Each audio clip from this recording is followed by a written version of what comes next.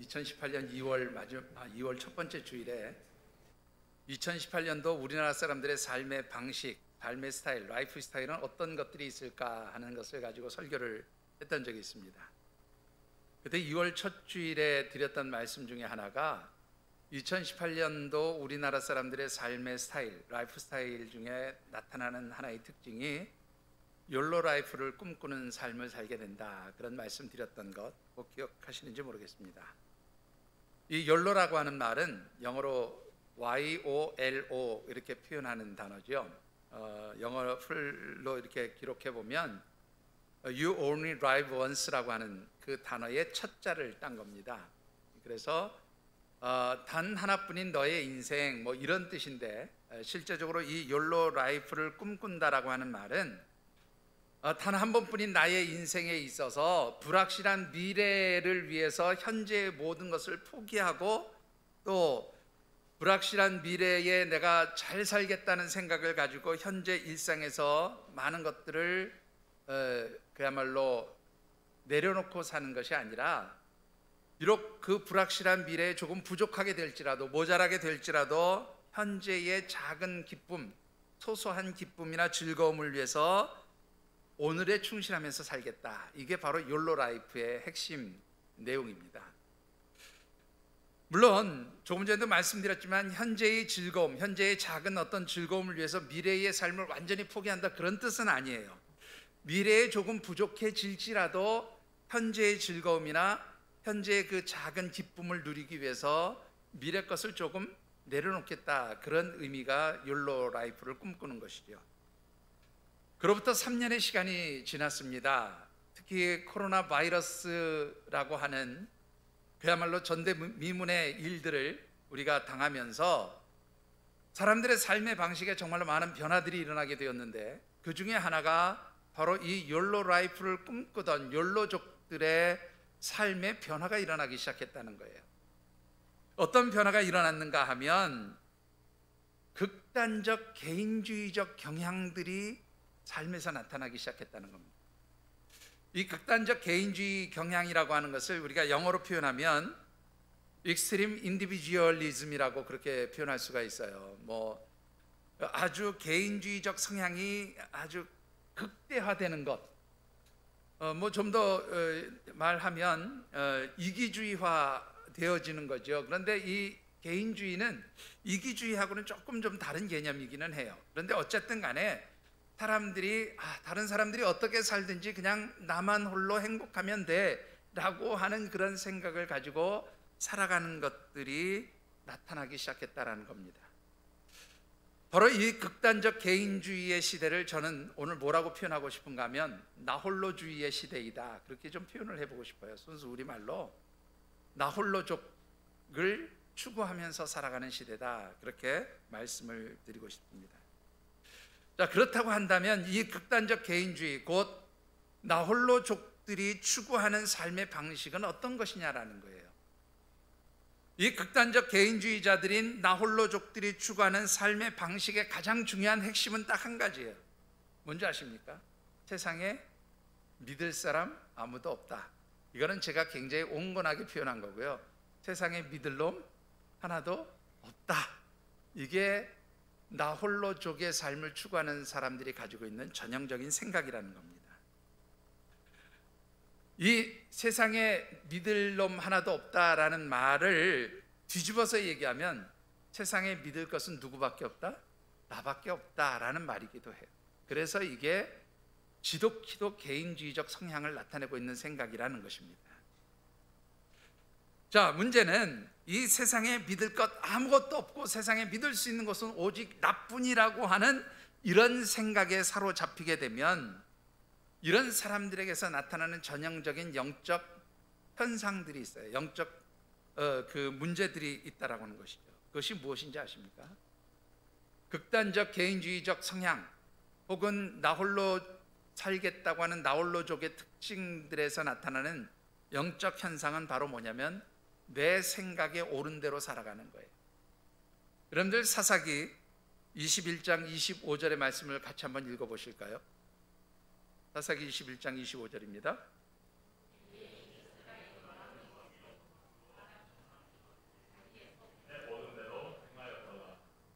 자, 여러분들 오늘 이 말씀을 보시면 그때 이스라엘에 왕이 없었으므로 사람이 각기 자기 소견에 옳은 대로 살았더라, 그렇게 설명하고 있어요. 여러분들 이 사사시대를 우리가 보통 영적 암흑기라고 얘기를 합니다. 영적 어둠의 시대라고 이야기를 해요. 근데 왜 영적 어둠의 시대일까?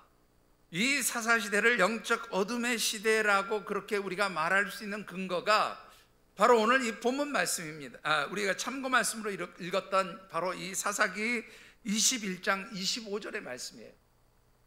사사기의 마지막 장 마지막 절입니다. 사사기가 어떤 시대였는가를 한마디로 표현한 게 뭐냐면, 당시에 이스라엘에 왕이 없었으므로 자기 소견에 옳은 대로 행하였더라, 이렇게 사사시대를 우리가 정의하고 있다는 거죠. 그러면 자기 소견에 옳은 대로 행하였던 이 사사시대, 그래서 영적으로 암흑기인 사사시대의 또 다른 특징은 뭐냐? 그것은 바로 하나님을 부인하는 시대였다는 거예요. 하나님을 믿지 않는 시대였다는 거예요.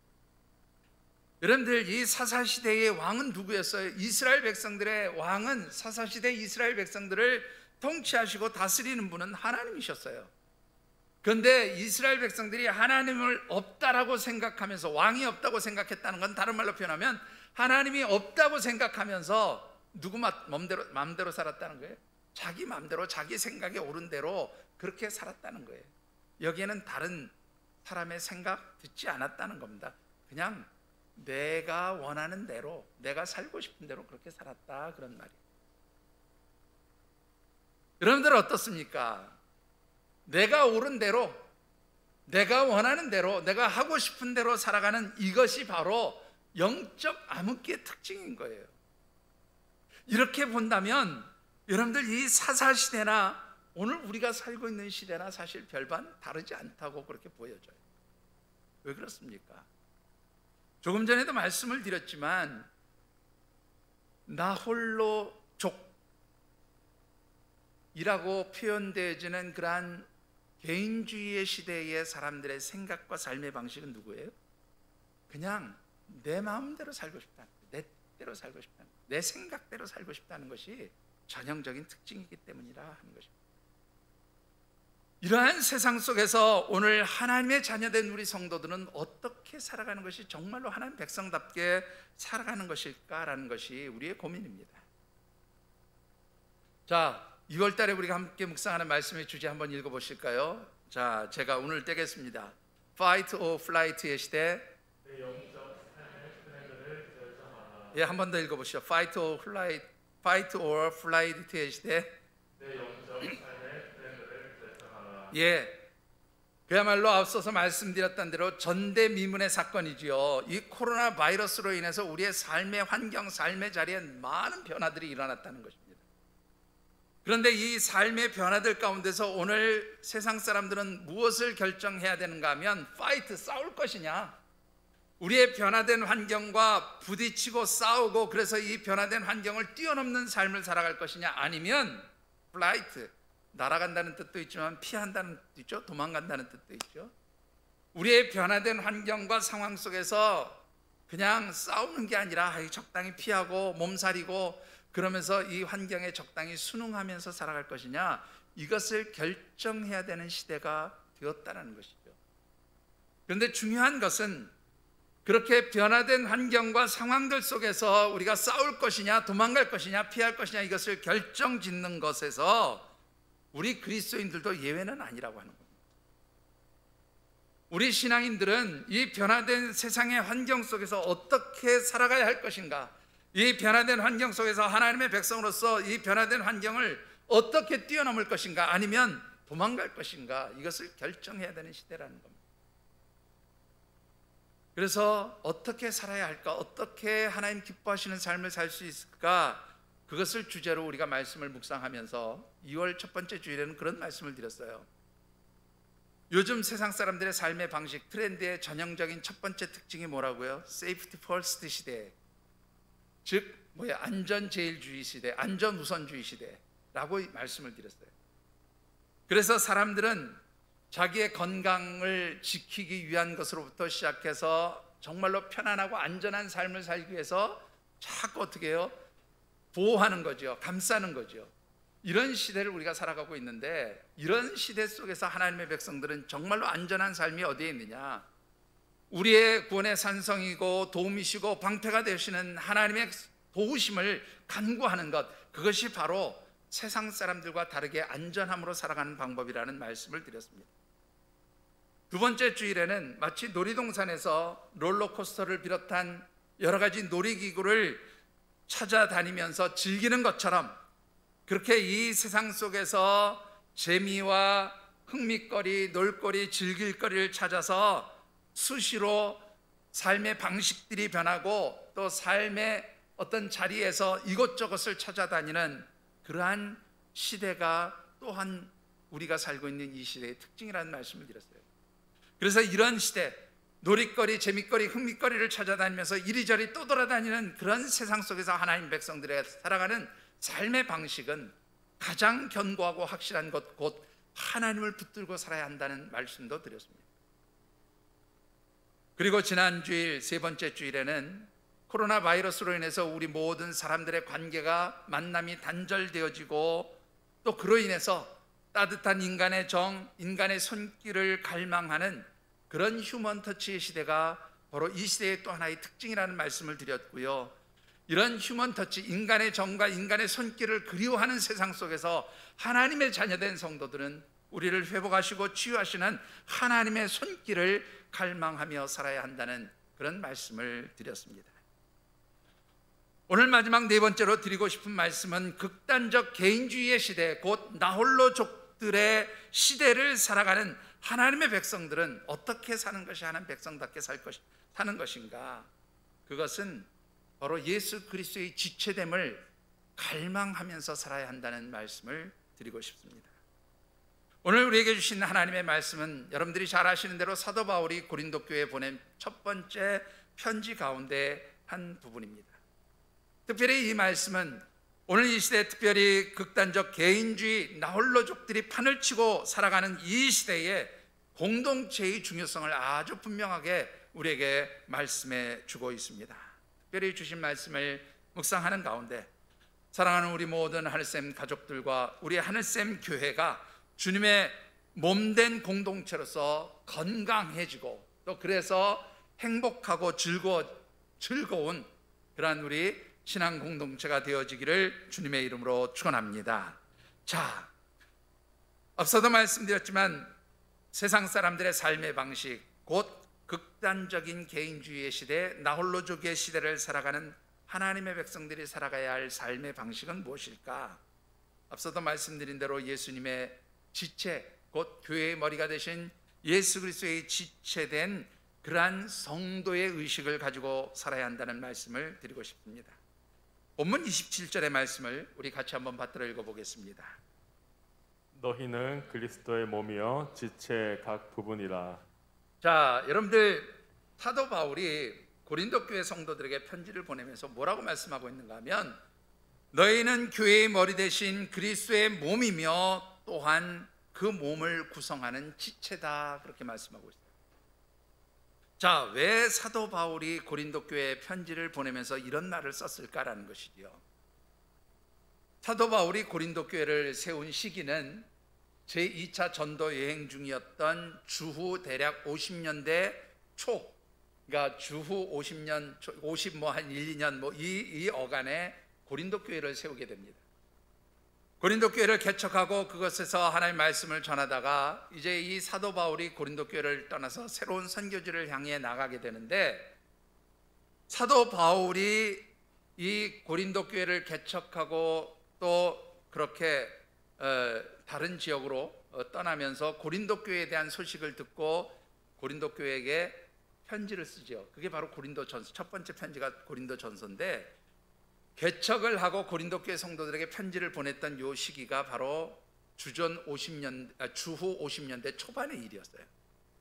근데 이 주후 50년대 초반에 어떤 특징이 있었냐면, 이 시대의 특징은 헬레니즘 문화가 가장 극성하게 번성하던, 가장 극에 다다를 정도로 그렇게 번성하던 시대예요. 그런데 여러분들, 이 헬레니즘 문화가 번성하던 그 절정기에 해당하는 이 시기의 특징은 뭐냐면 지독히도 쾌락주의를 추구하는 시대였다는 거예요. 세상적인 즐거움을 추구하던 시대가 바로 이 헬레니즘 문화의 절정이었던 그 시대의 특징이었다는 거죠. 이토록 세상적인 즐거움을 찾아서 그렇게 살아가는 사람들의 삶의 방식, 그것이 세상의 문화였는데, 그런 문화의 영향력 아래서 아주 심하게 영향을 받았던 도시 중에 하나가 바로 고린도라고 하는 도시예요. 특히 고린도는 항구 도시로서 그 자원, 돈이 아주 많이 그렇게 돌아다니는 도시였어요. 돈이 많은 도시였습니다. 무역업의 중심 도시기도 했고, 그러다 보니까 어떻게 해요? 돈이 많이 움직이는 그런 곳이었고요. 또 이 고린도는 우상 숭배가 아주 극심했던 도시예요. 뿐만 아니라 이 우상 숭배가 이루어지는 자리에서 항상 있는 성적인 문제들이 판을 치던 그런 도시이기도 했습니다. 우상 숭배와 성적인 타락이 있는 그런 도시가 바로 이 고린도라고 하는 도시였어요. 그런데 이렇게 타락한 세상적 삶의 방식의 그런 영향력 속에 있는 고린도에 사도 바울이 교회를 개척하고 하나님 말씀을 증거하다가 이제 사도 바울이 새로운 선교지를 향해서 떠나게 되니까 이 고린도 교회 안에 많은 문제들이 발생하기 시작했습니다. 특별히 영적 리더십의 문제를 비롯해서 교리적인 문제, 윤리적인 문제, 은사와 관한 문제 등 여러 가지 문제들 때문에 결국에는 이 고린도 교회에 어떤 가장 심각한 문제가 생겼냐면 다툼과 갈등이 생겼어요. 파벌이 생겼어요. 그래서 사도 바울은 이 교회 안에 여러 가지 갈등과 다툼을 해결하고 고린도 교회의 모든 신앙 공동체를 구성하는 성도들이 예수님의 지체됨의 의식을 가르쳐주면서 너희들이 그래야 건강한 신앙 공동체를 세울 수 있다고 권면하며 주신 말씀이 바로 오늘 너희는 그리스도의 몸이요 지체다라고 얘기하고 있습니다. 자, 그런데 여기서 이제 한 가지 여러분들에게 좀 질문을 던져보고 싶어요. 여러분들, 고린도 교회 성도들이 살던, 또 고린도 교회 성도들의 삶의 방식과 오늘 이 시대를 살아가는 우리의 삶의 방식이 같냐는 거예요. 좀 다르죠.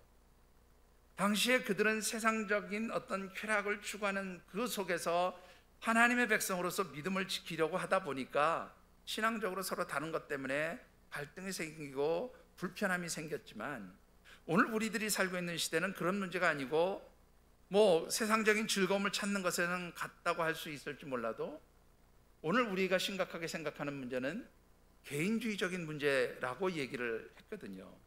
그러면 좀 다른 얘기가 아닌가요? 다른 얘기인데 왜 오늘 이 사도 바울이 그리스도의 몸이요 지체라고 권면한 이 말씀이 이 시대를 살아가는 우리들에게 의미 있는 말씀이 되느냐라는 거예요. 겉으로 보면은 고린도 교회 성도들의 삶의 방식과 오늘 이 시대에 나홀로족을 추구하면서 살아가는 사람들의 삶의 방식은 전혀 다른 것처럼 보여요. 그런데 좀 더 깊이 말씀을 묵상하면서 이 말씀을 깊이 조명해 보면 결국 고린도 교회 성도들의 삶의 모습이나 이 시대를 살아가는 나홀로족들의 삶의 방식이나 너무나 흡사하다는 것을 보게 된다라는 것입니다. 그래서 이 말씀이 의미가 있다는 거예요.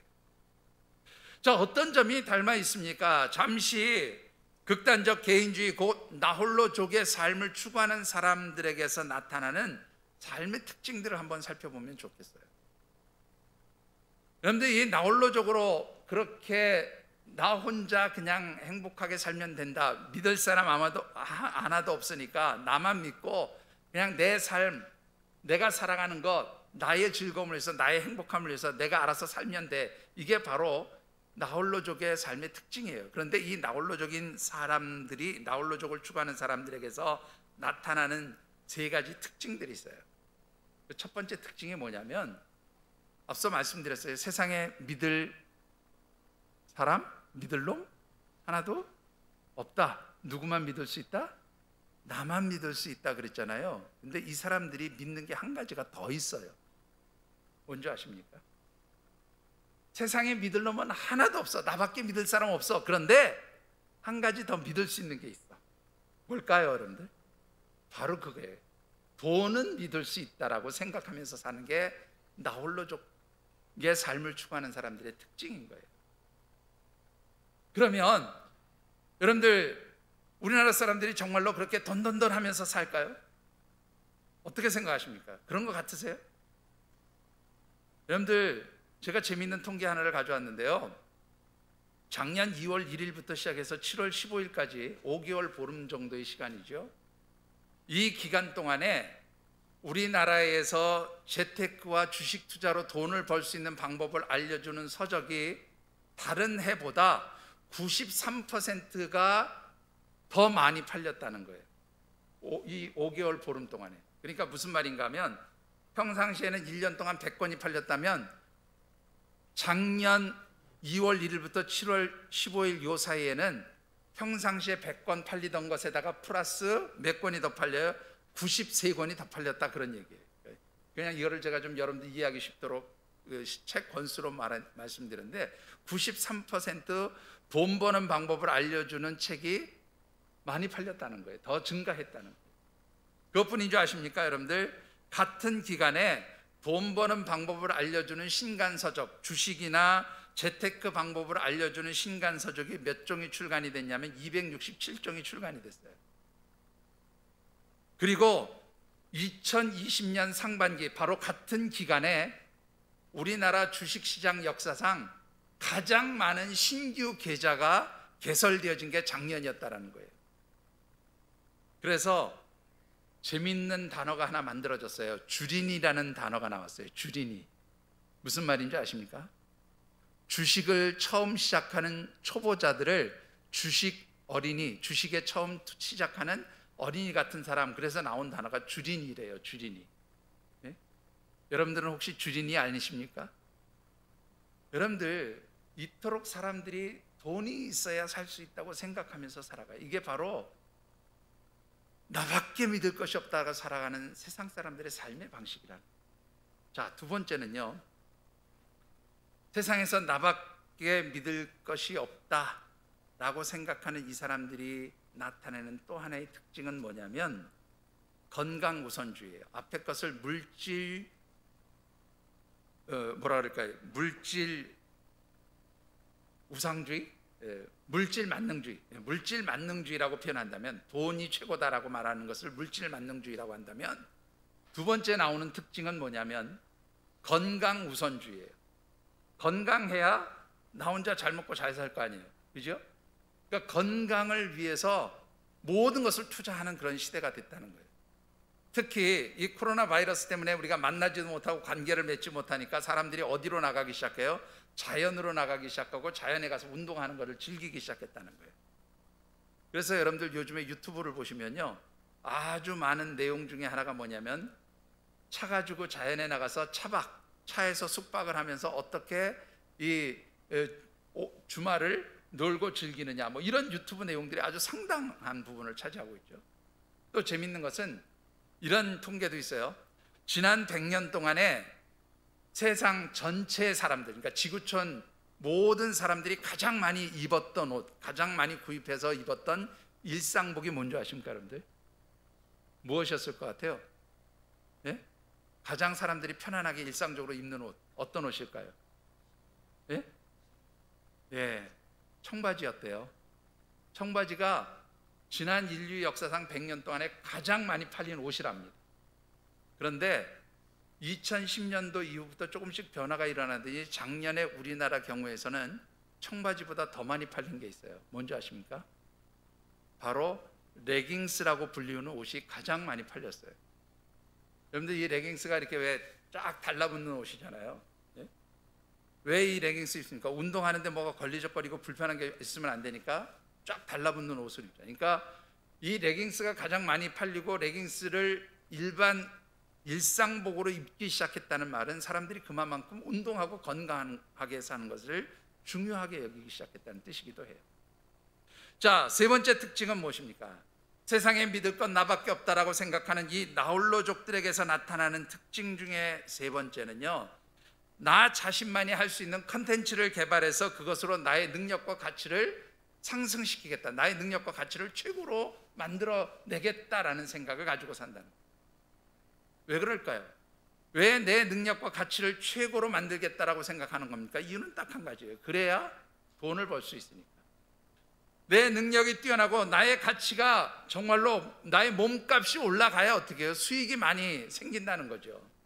그러기 위해서는 남들이 하는 거 똑같이 하면 안 된다는 거예요. 남들과 차별된 일을 하고 남들이 할 수 없는 그런 능력들을 가지고 있어야 그렇게 돈을 벌게 된다는 거예요.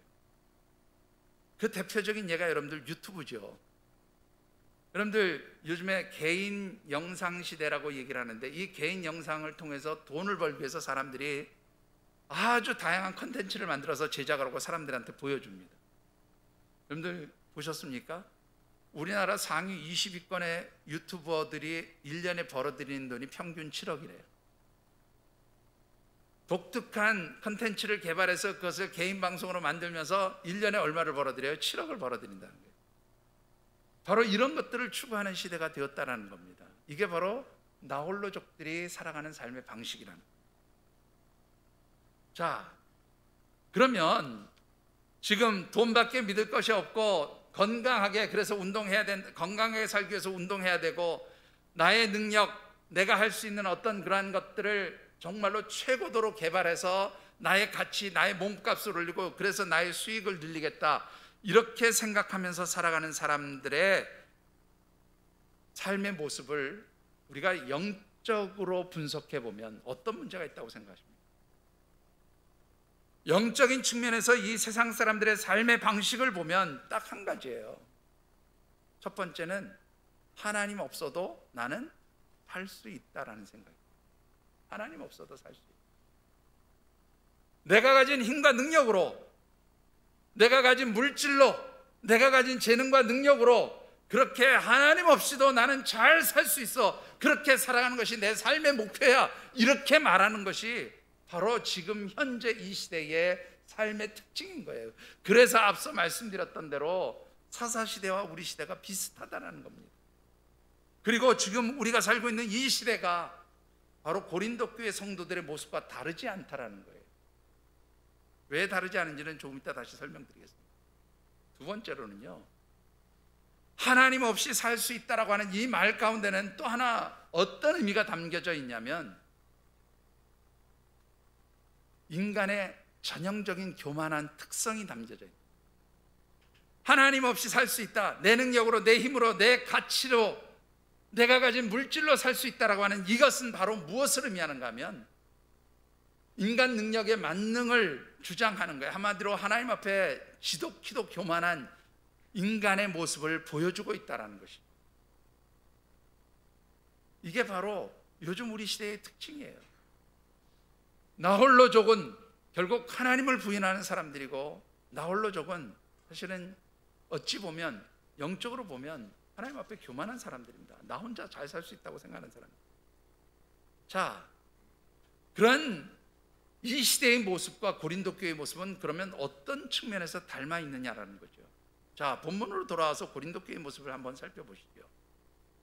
여러분들 고린도전서 1장에 보면 사도 바울이 제일 먼저 고린도 교회 문제를 거론하면서 무슨 얘기를 하냐면 고린도 교회의 파벌이 있는 것을 얘기를 해요. 자, 고린도 교회는 몇 개의 파가 있었어요? 몇 개의 파가 있는 줄 아십니까? 예? 무슨 파가 있었는지 아세요? 자, 처음에는 바울파가 있었어요. 바울파. 두 번째는 무슨 파가 있었어요? 게바파가 있었어요. 베드로의 이름이죠. 게바파가 있었어요. 또 어떤 파가 있었어요? 예? 아볼로파가 있었어요. 아볼로파. 그런데 바울도 게바도 아볼로에게도 속하지 않은 사람들은 우리는 무슨 파? 그리스도파예요. 그리스도파. 교회 안에 나는 게바파요, 나는 아볼로파요, 나는 바울파요. 그래? 니네들은 다 사람파냐? 나는 그리스도파다. 그렇게 말하면서 네 개의 파벌이 생겼다라는 거예요. 그런데 이렇게 4개의 파벌이 생겼다는 것을 사도 바울이 이야기하면서 그 밑에 바로 무슨 얘기를 하는가 하면, 너희들이 알아야 할 것이 있다. 예수 그리스도의 십자가를 통해서 우리에게 보여주시는 하나님의 능력과 그 지혜를 너희들이 배우기를 힘쓰라고 그렇게 사도 바울은 권면하고 있습니다. 여러분들, 이것을 다른 말로 표현하면요, 게바파, 바울파, 아볼로파, 그리스도파 그렇게 주장하는 고린도 교회 성도들이 마치 신앙적인 것 같고 그야말로 하나님 말씀대로 살아가려고 하기 위해서 누구의 가르침이 더 중요한 것이냐라고 이야기하는 것 같지만, 결국 그들에게 뭐가 없다는 얘기예요. 그건 다 사람의 생각이라는 거예요. 그들의 그 각자의 주장에 없는 것이 뭐냐면 바로 하나님의 지혜, 하나님의 능력, 예수 그리스도의 십자가는 거기에 없었기 때문에 바울이 그렇게 말하고 있는 거예요. 그래서 그것을 배우라고 말하는 거예요. 여러분들, 고린도 교회는 신앙적인 사람들이었던 것 같아요. 믿음의 사람들인 것처럼 보였어요. 그러나 실상 그들의 분쟁과 갈등과 다툼 속에는 뭐가 없어요? 하나님이 계시지 않았다. 사도 바울은 그거를 지금 말하고 있는 겁니다. 두 번째로, 고린도 교회 성도들이 갈등하고 분쟁했던 또 하나의 이유가 고린도전서 12장 오늘 우리가 읽은 말씀의 그 뒷부분에 보면 여러 가지 직분과 은사에 대한 이야기를 해요. 그런데 이 직분과 은사 때문에 고린도 교회 성도들이 싸움이 붙었어요.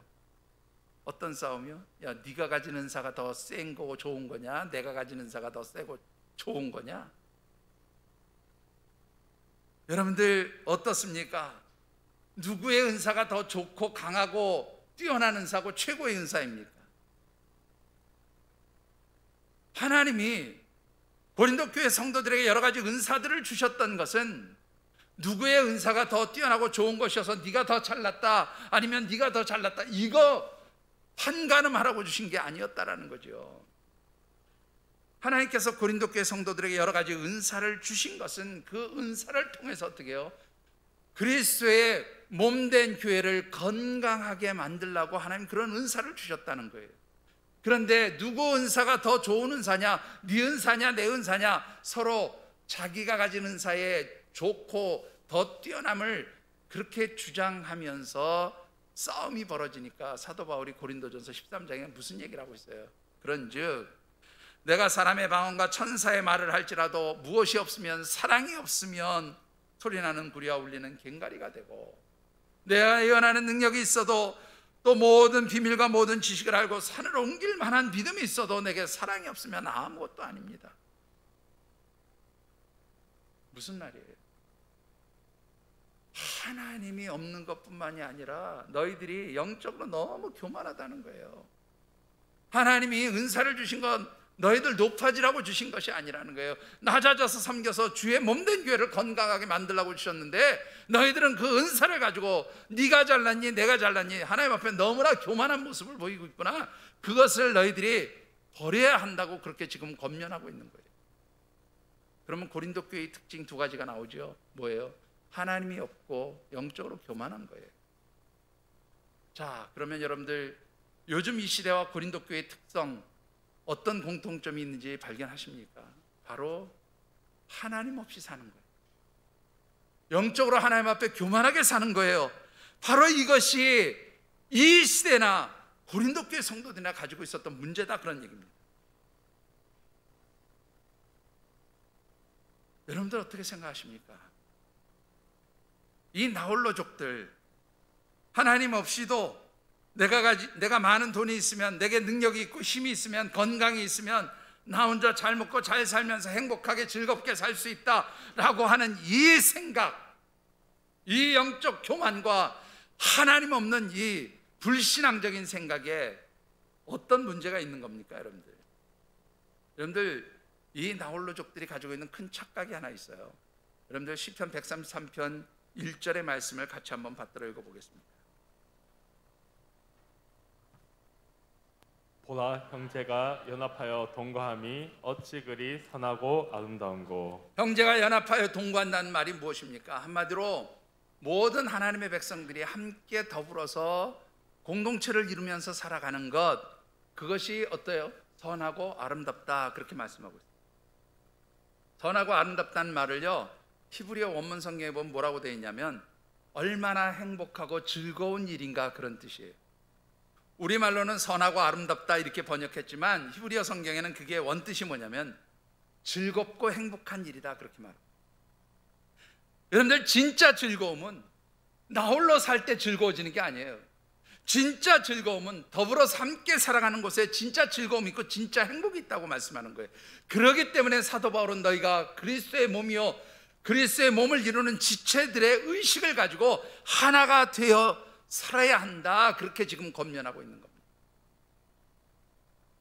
여러분들, 요즘 우리 시대에 정말로 중요한 게 무엇입니까? 하나됨의 의식이에요. 여러분들, 이 하나됨의 의식이 없을 때 우리는 넘어질 수밖에 없어요. 여러분, 잘 생각해 보십시오. 에덴 동산에서 뱀이 사단이 하와를 유혹해서 죄를 짓게 만들어요. 그런데 어떤 상황에서 하와를 유혹했어요? 여러분들, 그 창세기 3장에 하와가 선악을 알게 하는 나무의 열매를 따먹었던 그 순간을 한번 돌아가서 생각해 보시면 여러 가지 상상들을 해볼 수 있을 터인데, 만일 그때 아담과 하와가 함께 있었다면 하와가 쉽게 선악을 알게 하는 나무의 열매를 따먹고 죄를 지었을까라는 생각을 해보게 돼요. 창세기 3장의 말씀을 보면 뱀이 하와를 찾아왔던 때가 언제인가 하면 혼자 있었을 때. 여러분들, 혼자 있는 것이 편안하고 좋고 행복하게 보일지 모르지만 실제로 혼자 있게 되면 누구에게 틈을 주게 돼요? 사단에게 틈을 준단 말이에요. 그래서 넘어질 수밖에 없어요. 쓰러질 수밖에 없어요. 그래서 하나님과 관계없는 그러한 자리에 들어가게 되어질 수밖에 없다라는 거예요.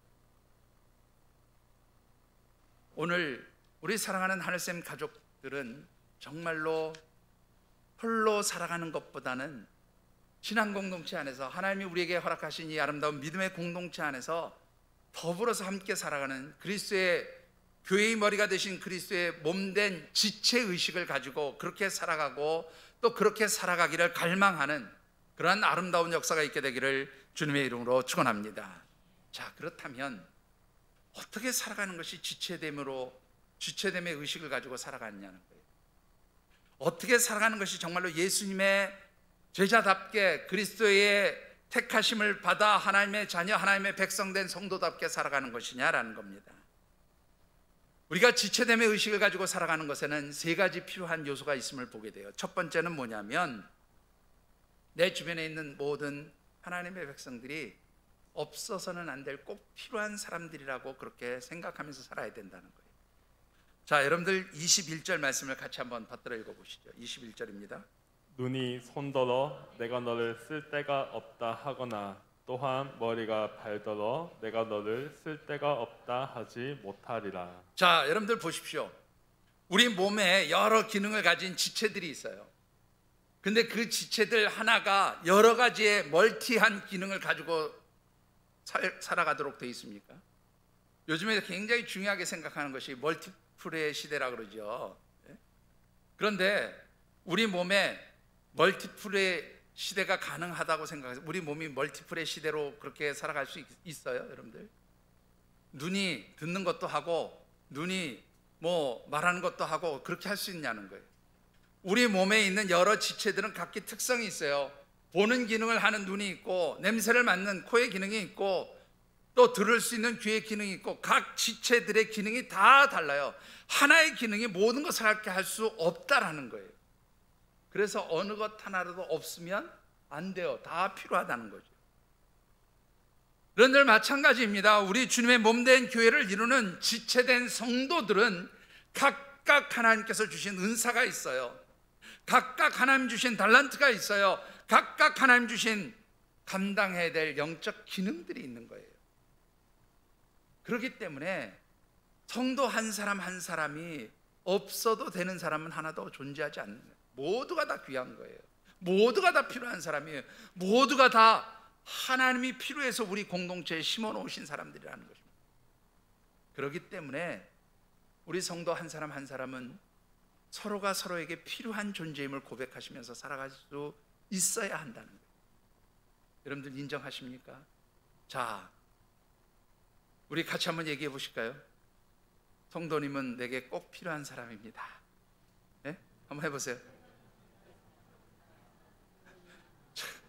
그냥 쑥스러워가지고 다시 한번 해보세요. 성도님은 제게 꼭 필요한 사람입니다. 성도님은 우리 교회에 꼭 필요한 사람입니다. 예, 바로 이거예요. 하나님이 필요 없는 사람 여기 두지 않으셔서 다 필요하기 때문에 모두가 필요한 사람. 두 번째 가지고 살아야 될 생각이 무엇입니까? 그것은 모두가 귀한 존재라는 생각을 가지고 살아야 합니다. 여러분들 22절의 말씀을 같이 받들어 읽어보겠습니다. 그뿐 아니라 더 약하게 보이는 몸의 지체가 도리어 요긴하고. 자, 아무것도 아닌 것처럼 보이는 존재가 정말로 어떻게 해요? 소중한 것이다, 이렇게 말씀합니다. 여러분들, 제가 언젠가도 한번 말씀을 드렸는데, 제가 군생활을 지금 맹호부대라고도 하고 이제 수기사라고도 하는데 지금 아마 이름이 좀 바뀐 것 같아요. 예. 거기서 군대 생활을 했는데, 제가 논산에서 훈련 받고 306 보충대죠, 지금 맞죠? 이 의정부에 있는 306 보충대를 거쳐서 이제 맹호부대 수기사에 갔어요. 그리고 자대 배치 받은 지 열흘 만에 혹한기 행군을 나갔어요.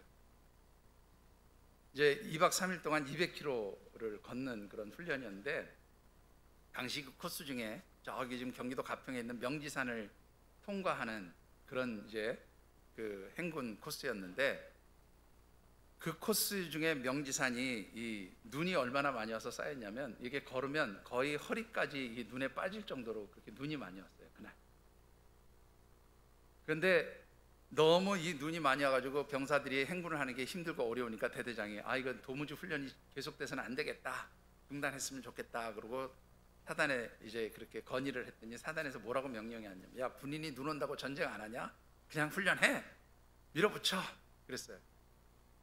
그래서 그때 그 훈련에 일개 대대가 완전히 전투력을 상실한 일이 있었어요. 다 막 동상 걸리고 막 엉망이 됐는데, 당시 100명이 거기에 발가락을, 동상 때문에 발가락을 자르는 일이 있었어요. 발가락을 자르고 이제 전역을 하는 일이 있었는데, 저도 그 훈련에 제가 직접 참석을 했기 때문에 꼭 열흘 만에, 자대 배치 받은 지 열흘 만에 그 훈련을 같이 나갔는데, 그때 이제 저는 2등병이었으니까 뭐 시키는 대로 열심히 제대로 했죠.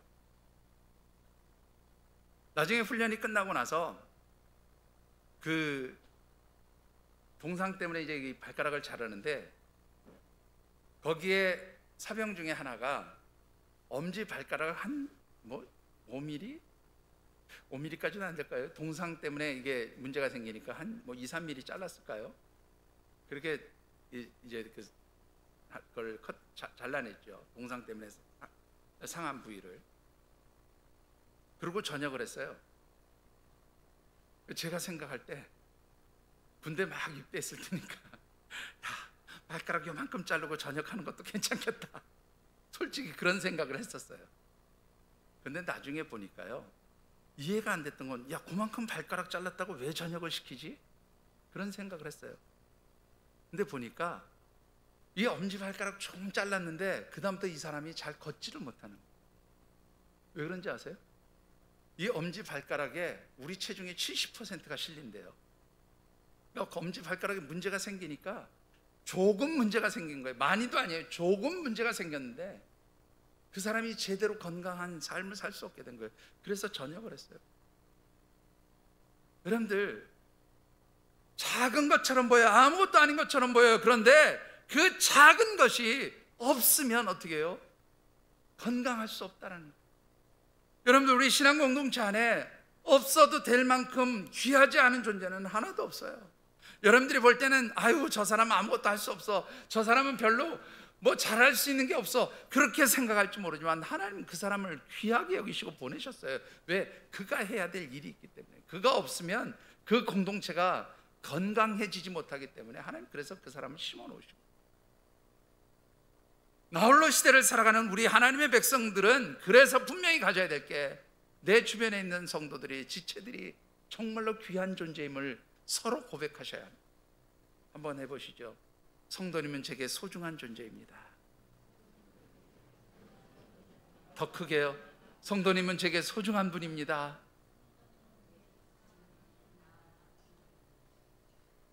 마지막 세 번째는요, 주체됨의 의식을 가지고 산다는 것은 바로 서로의 부족함과 모자람을 채워주는 거예요.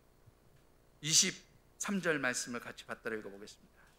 우리가 몸에 덜 귀히 여기는 그것들을 더욱 귀한 것들로 입혀주며 우리의 아름답지 못한 지체는 더욱 아름다운 것을 얻느니라. 그런즉, 자, 여러분들 여기 보시면 우리 공동체 안에, 우리 지체 안에 모자라고 부족한 사람들에게 어떻게 해요? 그 모자라고 부족한 것들을 우리가 서로 어떻게 해요? 입혀주고 또 채워주도록 해야 된다. 서로 모자란 부분들을 채워주는 거예요. 서로 부족한 부분들을 채워주는 거예요. 이게 바로 지체의식을 가지고 살아가는 거예요. 아, 쟤는 뭐 이렇게 맨날 모자란 게 많어, 이렇게 하고 비난하는 것은 지체의식이 아니에요. 그 모자라고 부족한 부분이 보이는 것에 내가 채울 수 있는 게 있다면 채워주는 거, 이게 바로 건강한 신앙생활을 하는 사람들이에요. 여러분들, 귀하고 필요하다는 것은 결국 다른 말로 표현하면 그 사람이 나의 부족함을 채워줄 수 있는 사람이라는 거예요. 나 역시 그 사람의 부족함을 채워줄 수 있는 부분이 있는 사람이라는 걸 의미해요. 그래서 서로에게 귀한 거예요. 그래서 서로에게 소중한 거예요. 그래서 서로가 서로에게 비워진 부분을 채워줄 수 있도록 힘을 쓰는 거예요. 이게 바로 하나님의 백성들이 세상을 살아가는 삶의 방식인 것입니다. 우리가 이렇게 서로 지체됨의 의식을 가지고 살아갈 때 하나님은 어떤 축복을 주십니까? 여러분들, 첫 번째 축복은요, 우리 24절에 기록되어 있습니다. 같이 받들어 읽어보겠습니다. 우리의 아름다운 지체는 그럴 필요가 없느니라. 오직 하나님이 모두 고르게 하여 부족한 지체에게 귀중함을 더하사. 자, 우리가 지체의식을 가지고 서로에게 소중한 존재요, 필요한 존재요, 내게 있는 것을 나눠주겠어요 라고 생각할 때 하나님께서 우리에게 어떻게 해요? 그 모든 그리스도의 몸된 지체의 성도들을 고르게 하신다는 거예요.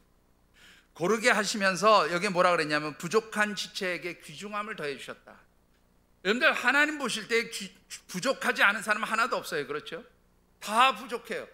그러니까 내가 지체의식을 가지고 내 주변에 있는 지체들을 귀하고 소중하게 여기고 내게 있는 것을 함께 나누면서 서로의 부족한 부분을 채워줄 때 하나님도 나의 부족함을 어떻게 해요? 채워주신다 그 말이에요. 그런데 여기서 더 놀라운 것은요, 여기에 보면 그런 말씀이 있네요. 부족한 지체에게 귀중함을 더하셨다. 이게 무슨 뜻인가 하면, 우리의 부족함을 그 귀중함으로 채운다는 건 뭐냐면 정말로 귀하고 존귀하신 주님의 은혜로 우리를 채운다, 그런 뜻이에요. 우리는 내가 가진 작은 것으로 우리 연약한 지체들에게 베풀고 나누지만, 우리가 그렇게 베풀고 나눌 때 하나님은 어떻게 해요? 그리스도의 존귀함으로, 그리스도의 그 존귀하신 은혜로 우리의 부족함을 채워주신다는 거예요. 나의 부족함을 채워주신다. 이게 바로 하나님 주신 축복이에요. 두 번째 축복은요, 25절에 기록되어 있습니다. 같이 받들어 읽어보겠습니다. 몸 가운데서 분쟁이 없고 오직 여러 지체가 서로 같이 돌보게 하셨느니라.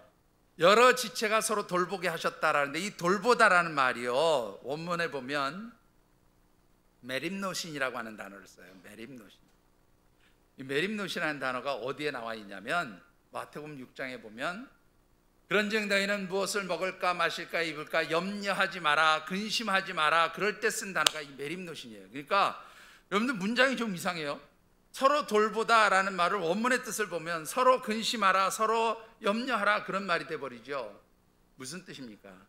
서로 돌본다는 것은 우리 지체가 가진 아픔에 대해서, 고통에 대해서, 힘들고 어려운 일들에 대해서 어떻게 해요? 함께 근심하고 함께 염려해주고 함께 그 짐을 나누어지도록 할 수 있게 하나님 능력을 주신다, 그런 뜻이에요. 여러분들, 우리의 능력은 내 힘으로 만들어진 능력이 큰 능력이 아니에요. 하나님 주시는 능력이 진짜 능력이고 힘인 것이죠. 그런데 하나님은 우리가 지체의식을 가지고 서로가 서로를 귀하게 여길 때에 우리 공동체 안에 슬픔을 당한 사람, 어려움을 당한 사람, 힘든 일을 당한 사람의 그 아픔을 어떻게 해요? 함께 나눠줄 수 있는, 나누어 짊어질 수 있는 그런 힘과 능력을 우리들에게 부어주신다고 약속해 주신 줄 믿습니다. 마지막으로 하나님 주시는 은혜는 함께 누리게 하시는 축복이에요. 여러분들 26절의 말씀을 같이 받들어 읽어보겠습니다. 만일 한 지체가 고통을 받으면 모든 지체가 함께 고통을 받고 한 지체가 영광을 얻으면 모든 지체가 함께 즐거워하느니라. 여러분들 여기에서 중요한 건 뭐예요? 슬픔도 기쁨도 함께 나눈다. 다른 말로 표현하면 함께 누리는 거예요. 근데 바로 이 함께 슬픔도 기쁨도 함께 나누고 누리는 게 바로 뭐냐면 형제가 연합하여 동거함이 어찌 그리 아름다운 거라는 시편 133편 1절의 말씀이에요.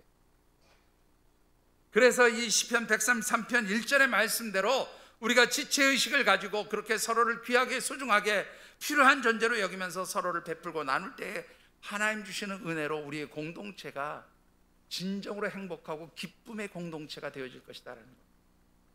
세상 사람들은 모든 관계를 단절하고 이 세상에서 나 혼자 내 능력으로 내가 가진 것으로 내가 가진 물질로 내가 가진 건강으로 나 혼자 행복하게 잘 살면 된다고 생각하는 그런 상황이지만 하나님의 백성들은 더불어서 함께 하나님 주신 능력으로 함께 서로를 위로하고 격려하고 비워진 부분을 채워주고 그렇게 살아갈 때에 하나님 주시는 큰 기쁨과 은혜가 있다는 것을 여러분들이 잊지 않게 되기를 주님의 이름으로 축원합니다. 말씀을 맺습니다. 몸에 대한 이야기를 했으니까 오늘 몸에 대한 이야기로 정리를 해보십시다. 여러분들 우리 건강, 우리 육신이 건강하지요. 근데 꼭 문제가 생겨서 수술을 해야 되는데 사람들이 이 수술을 한다는 것은 별로 걱정을 안 하는 수술이 하나 있어요. 어떤 수술인지 아십니까? 무슨 수술 한다 그러면 그건 그냥 별거 아니야, 그냥 괜찮아 그러는 수술이 하나 있어요. 무슨 수술입니까? 예? 무슨 수술? 예, 맹장 수술. 그죠? 보통 맹장 수술은 별로 이제는 수술같이 생각도 안 해요. 그죠? 제가 어떤 책을 보니까 보통 맹장 수술은 이제 그 뭡니까? 그 전문의 과정을 들어가려고 하는 그런 뭐라 그래요? 이 레지던트라 그럽니까? 인터넷 이런 친구들이 주로 하는 수술이라고 얘기를 하더라고요. 그러니까 처음에 이제 외과의가 되려고 하면 가장 기본적인 게 이제 그 맹장 수술하는 것부터 그렇게 하게 된다고 그런 얘기 들었어요. 맹장 수술은 별로 위험한 것도 아니고 뭐 까짓거 뭐 맹장 몸에서 떼어내도 별로 중요하지 않다고 생각하죠. 여러분들이 맹장이라는 것은 여러분들이 아시는 대로 이 작은 창자에서 큰 창자, 그러니까 이제 소장에서 대장으로 연결되어지는 그 부분에 이렇게 뭉툭하게 되어 있는 그런 곳이 있다고 그래요. 저는 뭐 실제 내부를 보지 못했으니까 그냥 있는 책에 있는 얘기 들어보면, 그리고 연결되어지는 부분에 이렇게 한 6에서 10cm 정도 되는 돌기가 이렇게 나와 있대요. 이게 바로 이제 맹장, 보통 다른 말로는 충수라고도 얘기를 하는데 바로 이 충수, 맹장에 염증이 생겨서 아픈 게 이제 맹장염이죠. 충수염이에요. 그래서 이제 그거를 잘라내는 게 바로 이 맹장 수술인 겁니다. 근데 지금까지 많은 그 뭐 의학적인 것으로 그냥 맹장은 별로 쓸모 없는 것, 뭐 있어도 되고 없어도 되는 거, 뭐 이렇게 생각했다는 거죠. 아니 오히려 괜히 그거 그냥 우리 몸속에 있으면서 염증이나 이렇게 해가지고 사람들 아프게 만드는 거, 이렇게 생각했다는 거예요. 그런데 요즘에는 이 맹장의 그 소중함, 이게 맹장이 왜 귀한 것인가를 이렇게 이제 발견하게 되는데, 여러분들 잘 아시는 미국 듀크 대학의 윌리엄 파커라고 하는 의학자가 있어요. 교수가 있는데 이분은 우리 장내에 유익한 균이 무엇인가, 이 유익한 균이 어떤 역할을 하는가, 이런 거를 연구하는 학자였어요. 근데 이분이 이 장에 있는 거, 사람의 장에 있는 그 유익한 균을 연구하면서 여러 가지 이제 그 연구 자료들을 수집하는 가운데 제일 쉽게 구할 수 있는 게 이 맹장염 수술하고 나면 그 충수 돌기를 쉽게 구하잖아요. 그러다 보니까 이 맹장에 대한 연구를 아주 집중적으로 좀 하게 됐다는 거예요. 그런데 지금까지는 뭐 별일 없는 거, 그냥 별로 쓸데없는 거 잘라내고 그냥 오히려 염증 안 생기게 하는 거, 해야 되는 거, 뭐 이렇게 생각했는데 이 맹장 충수의 역할이 이 윌리엄 파커라고 하는 교수에 의해서 아주 중요한 역할이 있음을 밝히게 되죠. 바로 뭐냐면 이 충수, 맹장에는요 뭐가 담겨지는 자리냐면 우리 장에 유익한 미생물이죠. 그러니까 유익한 균을 담아두는 곳이래요. 그래서 우리가 이제 음식물을 먹고 이렇게 하면 소화를 하면 어떻게 배설을 해야 되잖아요. 이 배설을 할 때 유익한 균들이 쫙 같이 빠져나간다. 그러면 그 비어진 장에 나쁜 균들이 들어오기 전에 이 충수에서 무엇을 내보내요? 유익한 균들을 내보내서 그 다시 장을 건강하게 만들어주도록 하는 게 바로 이 충수가 하는 역할이라는. 아무것도 필요 없다고 생각했던 게 그렇게 귀하고 중요한 일을 했다는 거예요. 여러분들 어떻습니까? 여러분들 스스로 어떤 존재라고 생각하십니까? 나는 아무것도 아닌 존재야. 나는 할 수 있는 것이 없어.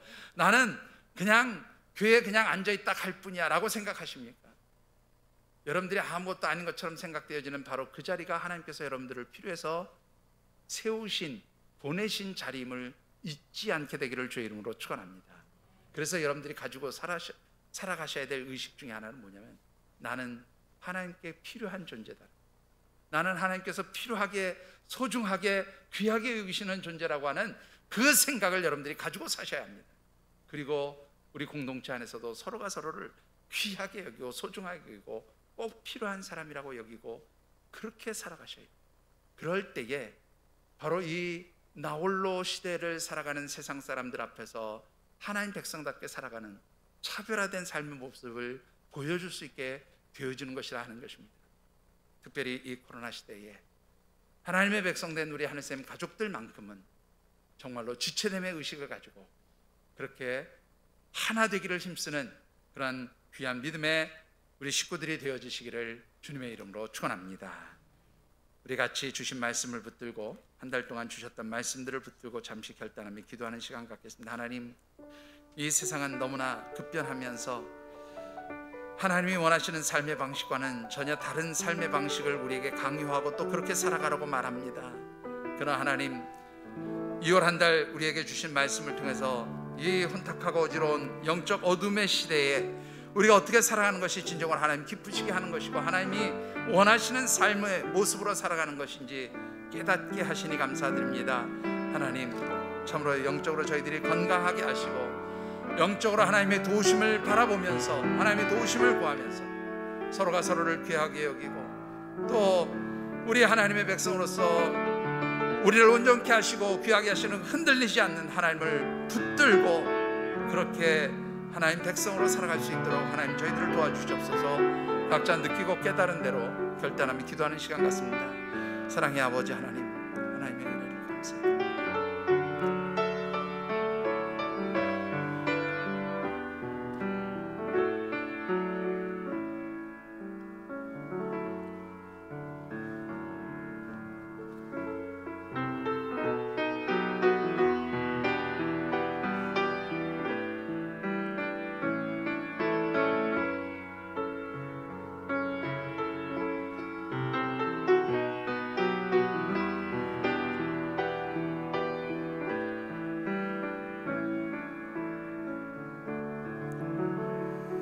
하나님, 영적으로 혼란한 시기를 살아갑니다.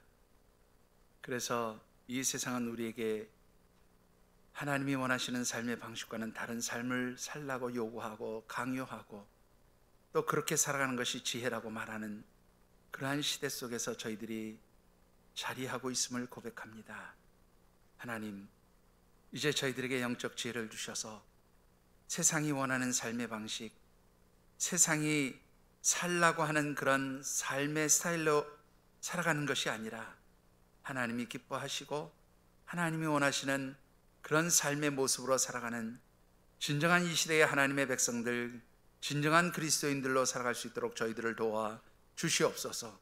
그리하여서 저희들의 삶의 모습이 우리 하나님께 기쁨을 드리는, 하나님께 영광을 올려드리는 삶이 되게 하시고 우리 성도들 간에는 귀하고 아름다운 공동체를 건강하게 만들어가는 참으로 축복의 삶이 되도록 도와 주시옵소서.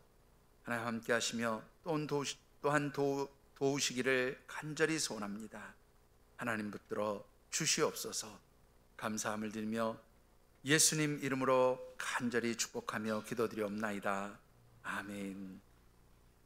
이제는 성부, 성자, 성령 하나님의 인도하시고 교통하시는 은총의 역사가 코로나 바이러스로 인하여 비롯된 이 혼탁하고 어두운 세상의 삶 속에서 한 달 동안 주신 언약의 말씀을 붙들고 하나님이 기뻐하시는 삶의 방식으로, 믿음의 방식으로 하나님의 백성답게 살아가겠다고 다짐하면서 삶의 자리로 나가는 모든 주의 백성들과 이들의 가정과 경영하는 기업, 땀 흘려 일하는 직장과 일터, 선물로 주신 자녀들, 연로하신 부모님들, 그리고 주께서 비록 합주고 세우신 이 하늘샘 재단과 우리 교회가 꿈꾸고 소망하는 여러 가지 사역 비전들 위에, 또한 하나님의 백성들이 한 주간도 살아가는 모든 삶의 자리와 발걸음 위에, 무엇보다도 이 코로나 바이러스로 인하여서 참으로 두려워하고 근심하고 염려하는 온 지구촌, 하나님을 특별히 알지 못하는 모든 영혼들 그 머리머리 위에 늘 함께 하시기를 간절히 축원하여지이다. 아멘.